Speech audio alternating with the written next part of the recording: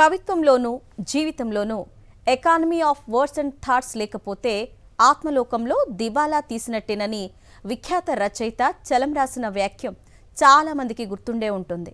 ప్రజా జీవితంలో ప్రశ్నిస్తున్నామనుకుంటున్న వాళ్ళు కూడా ఎథిక్స్ ఆఫ్ వర్డ్స్ అండ్ థాట్స్ను పూర్తిగా విడిచేస్తే పైపెచ్చు డంబాచారపు కోతలకు విద్వేషపు కూతలకు మాత్రమే అంకితమైపోతే వారు కూడా ఆత్మలోకాల్లో పూర్తిగా దివాలా తీసినట్టే.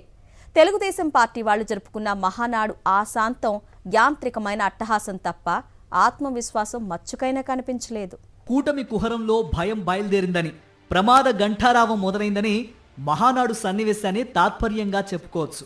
మహానాడు కంటే ముందే జరిగిన కొన్ని సభల్లో చంద్రబాబు నాయుడు ఉపన్యాసాలు సోషల్ మీడియాలో వైరల్గా మారాయి. మళ్ళీ ఒకసారి పొరపాటున ప్రతిపక్షానికి ఓటేస్తారా తమ్ముళ్ళు, అలా చేయబోమని మాటివ్వండి అని ఆయన ప్రాధేయపడటం దేన్ని సూచిస్తుంది? పైగా తానే అధికారంలోకి రావాలని ప్రజలంతా పూజలు చేయాలని కూడా ఆయన సూచిస్తున్నారు. ప్రజలంతా పూజలు చేస్తే తప్ప గట్టెక్కే అవకాశం లేదా? తమ 2 ఏళ్ల అధికారాన్ని మంచి పాలనగా ఎంత ప్రచారం చేసుకున్నా జనం గుర్తించడం లేదన్న శంక వారిలో బయలుదేరింది. ఎన్టీఆర్ జయంతి సందర్భంగా జరిగిన మహానాడులో ఆయన ప్రస్తావన 98 సార్లు వస్తే జగన్మోహన్ రెడ్డి నామస్మరణ మాత్రం 140 సార్లు వచ్చిందట. కారణం ఏమై ఉంటుంది? ప్రజలను మెప్పించగలిగే ఘనకార్యాలు ఈ 2 ఏళ్లలో ఏమీ లేవా? జగన్మోహన్ రెడ్డి వ్యక్తిత్వాన్ని హననం చేస్తే తప్ప రాజకీయంగా జరుగుబాటు కావటం లేదా? 76 ఏళ్ల వయసు, 50 ఏళ్ల రాజకీయ జీవితం, కేంద్ర రాష్ట్ర ప్రభుత్వాల్లో చక్రాలు తిప్పిన నైపుణ్యం, ముఖ్యమంత్రిగా 16 ఏళ్ల అనుభవం చంద్రబాబు సొంతం. ఆ స్థాయి వ్యక్తి నుంచి మహానాడులో ఎటువంటి ఉపన్యాసాన్ని ఆశించాలి? పైగా పార్టీ గమ్యాన్ని సమీక్షించుకునే మహానాడు వంటి సందర్భంలో వైఎస్ఆర్సీపీని గొడ్డలి పార్టీగా ప్రజల్లో ప్రచారం చేయాలని ఆయన కార్యకర్తలకు ఉద్బోధించారు. ఎక్కడిది గొడ్డలి? మనకు తెలిసినంత వరకు వైఎస్ఆర్సీపీ ఎన్నికల గుర్తు ఫ్యాన్.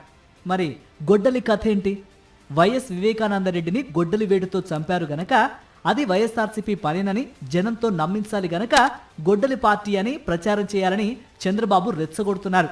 ఎన్నికల సమయంలో వైఎస్ఆర్సీపీ అభ్యర్థి తరపున ప్రచారం చేస్తున్న వివేకానందరెడ్డిని వైఎస్ఆర్సీపీ వాళ్లే బుద్ధిహీనత వల్ల చంపించారా? గొడ్డలితో తానే హత్య చేశానని చెప్పిన వ్యక్తి ఎవరి కనుసన్నల్లో సంచరిస్తున్నాడు? ఏ పార్టీ నాయకులు అతనికి అండదండలిస్తున్నారు? అతనికి పోలీసుల రక్షణను, కాన్వాయ్ని ఏర్పాటు చేసి వీఐపీ మర్యాదలు చేస్తున్నదెవరో? అతను అరెస్టు కాకుండా కాపాడిందెవరు? వీటికి సరైన సమాధానాలు దొరికితే గొడ్డలి పార్టీ ఏదో తేలుతుంది. గొడ్డలి మార్కుతో పాటు వైఎస్ఆర్సీపీ మీద ప్రచారం చేయడానికి ఇంకో 5-6 సూచనలు కూడా చంద్రబాబు చేశారు. ఆ పార్టీ గంజాయి బ్యాచ్ అని ప్రచారం చేయాలట. గంజాయి మీద ఉక్కుపాదం మోపడానికి ఒక ప్రత్యేక పోలీసు బృందాన్ని ఏర్పాటు చేసిందే జగన్ సర్కార్. కానీ యథార్థాలతో సంబంధం లేకుండా ప్రత్యర్థి పార్టీపై నిందా ప్రచారం చేయాలని బాబు ఉద్బోధించారు. Social media psycho batch, fake publicity Paytm batch కూడా వైఎస్ఆర్సీపీ కోసం పనిచేస్తున్నాయట. హిందూ ధర్మం మీద, ఆలయాల మీద కూడా వైఎస్ఆర్సీపీ వాళ్ళు దాడులు చేస్తారని చెప్పాలట. ఈ ముద్ర వేయడానికి చాలా కాలం నుంచి టీడీపీ అనుబంధ విభాగాలు శత విధాలా ప్రయత్నాలు చేస్తున్నాయి. 80% పైగా హిందువులు నివసించే రాష్ట్రంలో అధికారంలోకి రావాలనుకునే రాజకీయ పార్టీ గాని, వచ్చిన పార్టీ గాని హిందూ ధర్మానికి వ్యతిరేకంగా, ఆలయాలకు వ్యతిరేకంగా పనిచేస్తుందా? కామన్ సెన్స్ విషయం కదా. అది పక్కన పెడితే హిందూ ధర్మం కోసం 16 ఏళ్లు ముఖ్యమంత్రిగా ఉన్న చంద్రబాబు చేసిన సేవ కంటే 5 ఏళ్లు ముఖ్యమంత్రిగా పనిచేసిన జగన్ చేసిన సేవలే ఎక్కువ. సెక్యులర్ రాజ్యాంగం అమల్లో ఉన్న దేశంలో ఇటువంటి దిక్కుమాలిన చర్చ చేయాల్సి రావటమే దౌర్భాగ్యం. ఇక లోకేష్ కూడా జగన్ పార్టీది గొడ్డలి, మాది గూగుల్. జగన్ 10th పేపర్లు లీక్ చేశాడు, నేను స్టాన్ఫోర్డ్లో చదివాను అంటూ అధమస్థాయి భాషను ఉపయోగించి మాట్లాడాడు. జగన్ 10th పేపర్లు లీక్ చేసినట్టు తనకెప్పుడు కలొచ్చిందో మాత్రం లోకేష్ చెప్పలేదు. లోకేష్కు స్టాన్ఫోర్డ్ ఎండోన్మెంట్ కోటాలో సీట్ వచ్చిందని అప్పట్లో కొందరు వ్యాఖ్యానాలు చేశారు. వాటి మీద లోకేష్ స్పందించి ఉండాల్సింది. విశాఖలో అదానీ డేటా సెంటర్ కోసం అనుమతులు, భూములు ఇచ్చింది జగన్మోహన్ రెడ్డి. వ్యాపార భాగస్వామిగా ఇప్పుడు గూగుల్ను తెచ్చుకున్నది అదానీ గ్రూప్. గూగుల్ రాకకి చంద్రబాబుకు, లోకేష్లకి ఎటువంటి సంబంధం లేదు.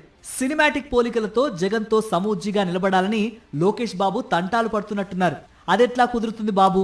ఆత్మగౌరవం కోసం అప్పట్లో సర్వశక్తిమంతురాలైన పార్టీ అధినేత్రిని ఎదురించి పార్టీని వదిలేసి ఒంటరిగా జనంలోకి వెళ్లి 3 పార్టీల కూటములను ఒక్కడిగానే ఎదురొడ్డి నిలిచిన ధీరుడు జగన్మోహన్ రెడ్డి.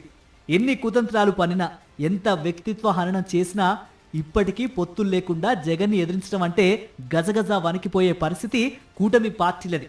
గత 15 ఏళ్లుగా తండ్రి చాటు బిడ్డగా పొలిటికల్ అప్రెంటిస్షిప్ చేసిన అదృష్టం లోకేష్ది. వారసత్వంగా తండ్రి నుంచి అధికారాన్ని అందుకోవడానికి సిద్ధపడుతున్నారాయన. వైఎస్ జగన్ హయాంలో 1,30,000 సచివాలయ ఉద్యోగాల కోసం పకడ్బందీగా పరీక్షలు నిర్వహించి చిన్న కంప్లైంట్ రాకుండా ఒకేసారి అన్ని ఉద్యోగాలు నియమించిన ఘటనను గుర్తు చేసుకోండి.